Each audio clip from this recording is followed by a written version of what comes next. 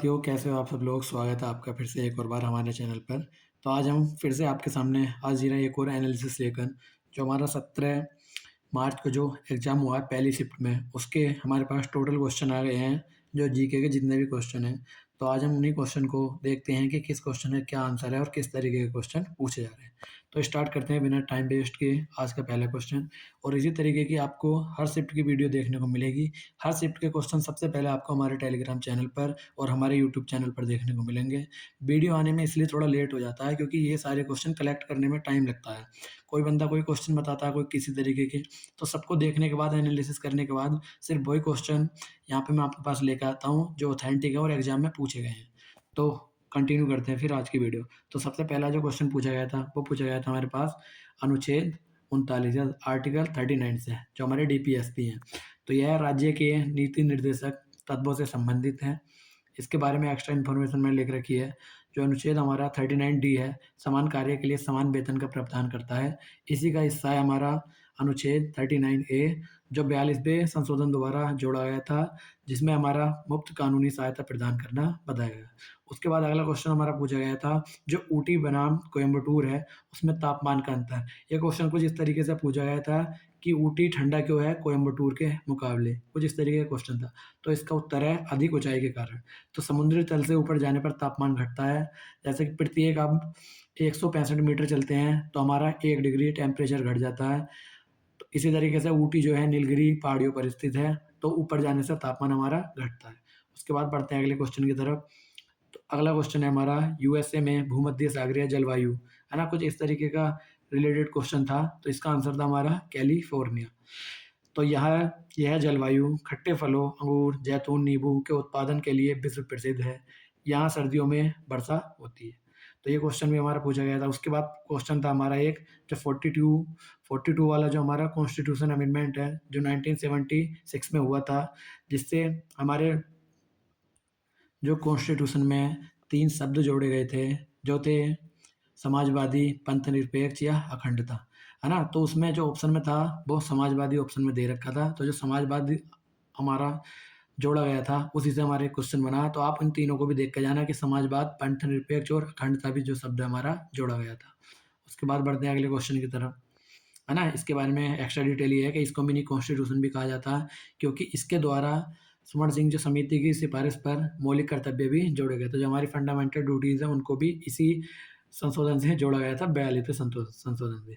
उसके बाद एक क्वेश्चन था हमारा बहादुर शाह जफ़र द्वारा। तो बहादुर शाह जफ़र को कहाँ पे बंद कर दिया गया था या कहाँ पर छोड़ा गया था? तो उसको छोड़ा गया था रंगून में, जो कि म्यांमार में। उसको वहाँ पे डिपोर्ट कर दिया गया था, बहादुर शाह जफ़र, जो कि हमारा लास्ट मुगल रूलर था। उसके बाद बढ़ते हैं अगला क्वेश्चन। उससे पहले इसकी जो एक्सप्लेनेशन है, वे 1857 के विद्रोह के प्रतीकात्मक नेता थे और अंतिम मुगल सम्राट थे। उनकी मृत्यु 1862 में रंगून में हुई थी, है ना? तो जो भी एक्स्ट्रा इन्फॉर्मेशन है उसको भी आप याद करते चले, क्या पता अगला क्वेश्चन जो है इसी से बन जाए। ये सारे क्वेश्चन आपको एग्जाम में जो देखने को मिले वही सारे क्वेश्चन हैं, कुछ भी इसमें मैंने अलग से नहीं ऐड किया है, सारे वही क्वेश्चन है। और ऐसी वीडियो आपको मिलती रहेगी। और हम शाम को एक डिटेल वीडियो भी लेकर आया करेंगे, जिसमें जो अगली शिफ्ट के लिए एक्सपेक्टेड क्वेश्चन हुआ करेंगे, इन्हीं को लेके या इन्हीं के तर्ज पे वो क्वेश्चन हम किया करेंगे। तो देखते हैं अगला क्वेश्चन, राजतरंगिणी। तो देखिए राजतरंगिणी हमारा पूछा गया था, इसके लेखक कौन है ना? तो इसके लेखक हमारे कल्लण। यह संस्कृत में रचित पुस्तक है जो कश्मीर के इतिहास का सबसे विश्वसनीय स्रोत मानी जाती है। तो अब इसका लेखक पूछ लिया, हो सकता है अगले शिफ्ट में ये पूछ लिया जाए कि इसमें किसका इतिहास दे रखा है। तो इसमें इतिहास दे रखा है कश्मीर का, या ये पूछ लिया जाए कौन सी लैंग्वेज में है ना? तो आप थोड़ी-थोड़ी इन्फॉर्मेशन जो भी इसकी मैंने यहाँ पे लिख के दी है, आप उसको भी याद करते रहें, आपको काफ़ी ज़्यादा इससे हेल्प होगी। बढ़ते हैं अगले क्वेश्चन की तरफ। तो हमारा जो आर्टिकल है 239 ए, इसके बारे में क्वेश्चन था हमारा।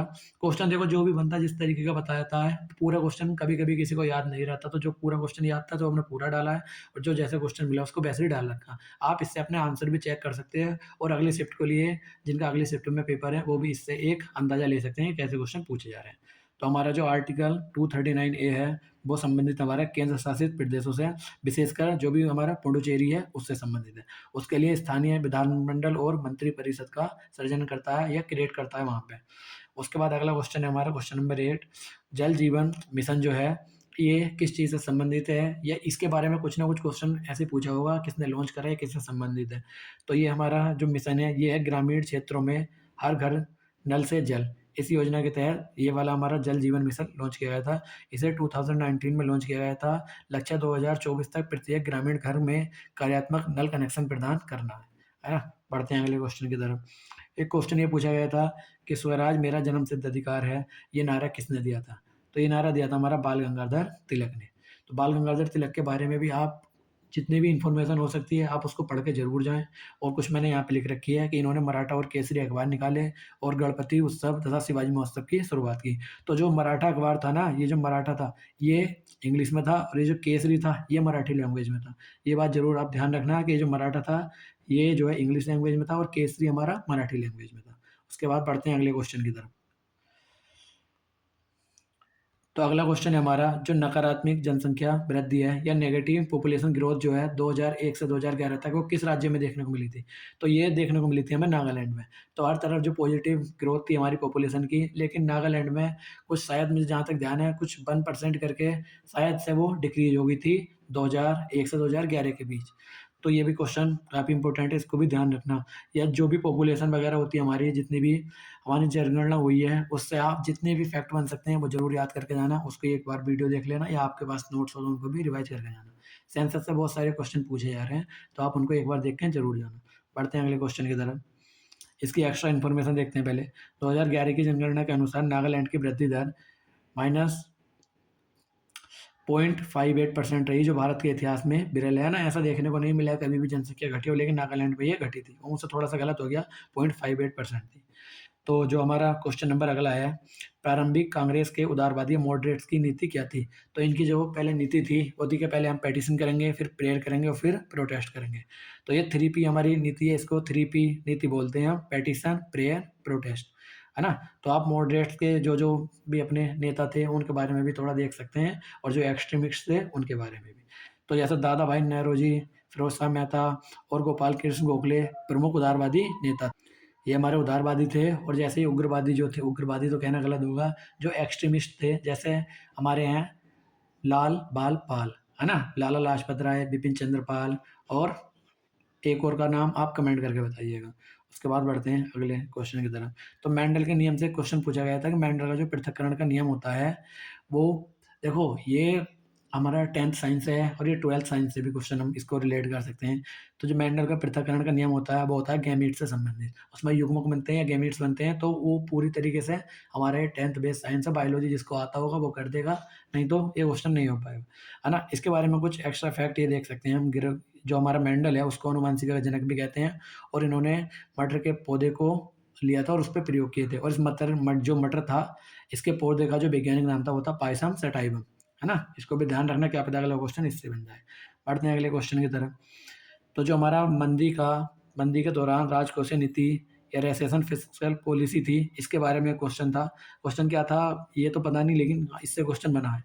तो ये थी हमारी एक्सपेंसरी फिस्कल पॉलिसी। तो जो हमने इकोनॉमी को तो अपना एक्सपेंड करने की सोच ली थी, क्योंकि जब उस टाइम हमारे पास रिसेशन आया था, तो जो हमारी पहले सोशलिस्ट इकोनॉमी थी उसको हमने उसी टाइम, जो मनमोहन सिंह हमारे फाइनेंस मिनिस्टर थे, उन्होंने 1991 के इकोनॉमिक रिफॉर्म किए थे। और उसी के बारे में जो एलपीजी रिफॉर्म है उसके बारे में कई क्वेश्चन पूछे गए हैं। तो आप एलपीजी रिफॉर्म को जरूर पढ़ के जाना, उससे बहुत सारे क्वेश्चन बने हैं, है ना? तो इसके बाद बढ़ते हैं अगले क्वेश्चन की तरफ। अगला क्वेश्चन है हमारा, बिंदुसार के समय गाँवों की संख्या कितनी थी? तो जो हमारा बिंदुसार था उसके समय गाँवों की संख्या थी 80,000। तो 80,000 हमारे पास टोटल गाँव थे। तो इस तरीके से आप देख सकते हैं कि आपने कौन-सा आंसर लगाया और कौन-सा इसका आंसर है। तो बिंदुसार मौर्य वंश के शासक और सम्राट अशोक के पिता थे। इन्हें अमित्रघात या शत्रुओं का विनाशक भी कहा जाता है। एमिथ्रोकैट्स भी कहते हैं इनको इंग्लिश में। तो उसके बाद अगला क्वेश्चन है हमारा, कन्नौज की शक्ति, है ना? या कन्नौज की पावर जो थी वो किसके हाथ में चली गई थी? वो थे हमारे गुर्जर प्रतिहार वंश। तो जो ट्राइपार्टाइट स्ट्रगल हुआ था ये उससे रिलेटेड क्वेश्चन है, तो आप इसको भी देख सकते हैं। उसके बाद बढ़ते हैं अगले क्वेश्चन की तरफ। मंत्रिपरिषद या कैबिनेट के जो अधिकार हैं वो दे रखे थे। इससे एक क्वेश्चन बना था हमारा। तो जो मंत्रिपरिषद सामूहिक रूप से लोकसभा के प्रति उत्तरदायी होते हैं, जो हमारा बताता है अनुच्छेद नंबर जो 75 है। कैबिनेट सभी महत्वपूर्ण नीतिगत निर्णय लेती है। तो आप जितने भी हमारे जो कैबिनेट है उसको भी एक बार देख के जा सकते हैं, इनका भी अगले शिफ्ट में एग्जाम है, तो उससे भी क्वेश्चन बनने हैं हमारे। उसके बाद देखते हैं अगला क्वेश्चन हमारा, हड़प्पा कालीन जो तांबा था, जो हमें उसकी माइंस देखने को मिलती थी, वो कहाँ पे इस टाइम? जो राजस्थान खेतड़ी खाने, है ना? तो इस तरीके का एक क्वेश्चन बना था, आप इसको भी देख सकते हैं। उसके बाद अगला क्वेश्चन था हमारा बैरन द्वीप से, जो बैरन आइलैंड है वो कहाँ पे स्थित है? तो वो अंडमान और निकोबार में है और यह भारत का एकमात्र सक्रिय ज्वालामुखी है ना? तो ये जो एकमात्र हमारा सक्रिय ज्वालामुखी है वो हमारा बैरन द्वीप में है। इसको बोलते हैं अंडमान और निकोबार द्वीप समूह में स्थित एकमात्र सक्रिय ज्वालामुखी। अब वीडियो आने में इतना लेट क्यों हो गया, क्योंकि कुछ स्टूडेंट ने जो हमारे हैं उन्होंने हमें बाद में भी क्वेश्चन भेजे, तो मैं पहले वीडियो कर चुका था, लेकिन उसके बाद जो अगले क्वेश्चन आए थे उनको भी ऐड करने के लिए मैंने इस वीडियो को थोड़ा सा रोक दिया था। इसलिए मैं और भी क्वेश्चन लेके आपके सामने हूँ कि जितने ज़्यादा से ज़्यादा हो सकें सारे क्वेश्चन मैं आपको दे पाऊँ, इसीलिए ये थोड़ी सी वीडियो आने में लेट हो गई। उसके बाद बढ़ते हैं अगले क्वेश्चन की तरफ। पढ़िए, एयरफोर्स डे की जो परेड है वो कौन से एयरबेस में हुई थी? करिए इस क्वेश्चन को। तो ये की गई थी हमारी 2024 की परेड तावरम एयर फोर्स स्टेशन, जो कि तमिलनाडु में स्थित है, वहाँ पे आयोजित की गई थी। तो 2023 की जो परेड थी वो प्रयागराज यूपी में हुई थी। भारतीय वायुसेना की स्थापना 2 अक्टूबर 1932 को हुई थी, इसलिए हर साल 2 अक्टूबर को हम वायुसेना दिवस भी मनाते हैं। अब करते हैं अगला क्वेश्चन। जो ऑपरेशन सिंदूर था, ऑपरेशन सिंदूर के बाद कौन सा मल्टी लेयर डिफेंस सिस्टम चर्चा में रहा? तो इसका उत्तर है हमारा सुदर्शन चक्र या S-400 ट्रायम्फ मिसाइल सिस्टम, है ना? तो ये हमारा बहुत चर्चा में रहा था, हमारा जो S-400 है। पढ़ते हैं अगले क्वेश्चन की तरफ। इसके बारे में अतिरिक्त जानकारी है। भारत ने यह सिस्टम रूस से खरीदा। यह दुनिया का सबसे आधुनिक एयर डिफेंस सिस्टम है, जो ये एयर डिफेंस सिस्टम में से एक है जो 400 किलोमीटर की रेंज में किसी भी हवाई खतरे को ख़त्म कर सकता है। उसके बाद अगला क्वेश्चन, वर्ल्ड एथलेटिक्स जापान में गोल्ड जीतने वाले 2 भारतीयों के नाम क्या हैं? तो ये जीते थे हमारे दीप्ति जीवन जी, जिन्होंने जीता था 400 मीटर रेस में, और सचिन खिलाड़ी, जिन्होंने जीता था शॉट पुट में। इन्होंने जीते थे गोल्ड मेडल। ये भी क्वेश्चन पूछा गया था। उसके बाद अगला क्वेश्चन पूछा गया, ये इसके बारे में अतिरिक्त जानकारी है। यह सफलता जापान के कोबे में हुई वर्ल्ड पैरा एथलेटिक्स चैंपियनशिप 2024 में मिली। दीप्ति ने इस दौड़ में नया विश्व रिकॉर्ड भी बनाया। उसके बाद अगला क्वेश्चन था, बिंबिसार के शासनकाल में मगध साम्राज्य में कुल कितने गांव थे? तो क्वेश्चन हमने पहले भी कर लिया। उसके बाद 1955 में नागरिकता अधिनियम सिटीजनशिप एक्ट के महत्वपूर्ण सेक्शन कौन से थे? तो नागरिकता प्राप्ति के लिए धारा 3 से 7, नागरिकता समाप्ति के लिए 8 से 10 महत्वपूर्ण है। ये हमारे आर्टिकल जो हैं वो उसके बारे में ये क्वेश्चन पूछा गया था। बढ़ते हैं अगले क्वेश्चन की तरफ।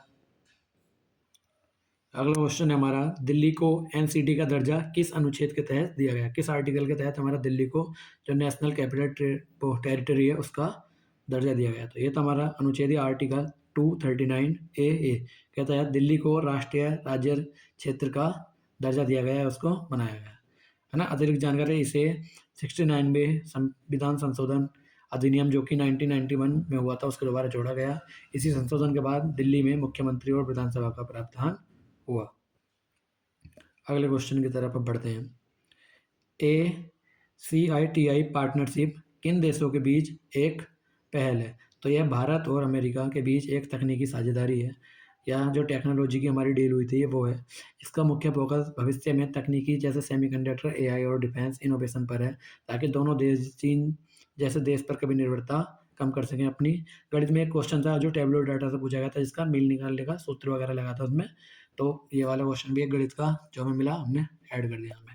तो इसी तरीके से और भी जो है हमारे ये क्वेश्चन आते रहेंगे। हर शिफ्ट का एनालिसिस आपको हमारे चैनल पर मिलेगा, तो आप हमारे चैनल को सब्सक्राइब कर लीजिए। हर शिफ्ट के मैं वो क्वेश्चन लेकर आया हूँ, ये आप किसी से पूछ के देख लेना, ये वही क्वेश्चन है जो एग्जाम में पूछे गए हैं। तो इसमें काफ़ी मेहनत लगती है, तो आप हमारे चैनल को सब्सक्राइब कर दीजिए, और ये सारे जो क्वेश्चन है आपको हमारे टेलीग्राम चैनल में मिल जाएंगे। तो मिलते हैं अगली वीडियो में, तब तक के लिए धन्यवाद, और अपनी तैयारी अच्छे से करते रहिए।